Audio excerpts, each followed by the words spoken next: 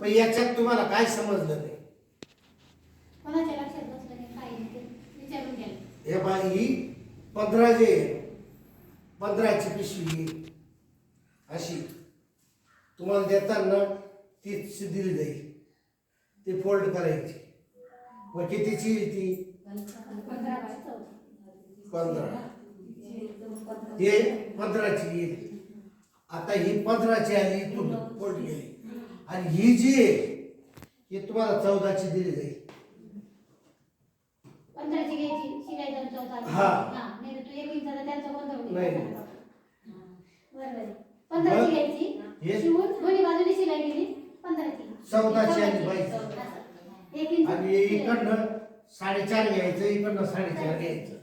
मग मधला जो भाग आहे हा 5चा पूर्ण येतो. काही शंका?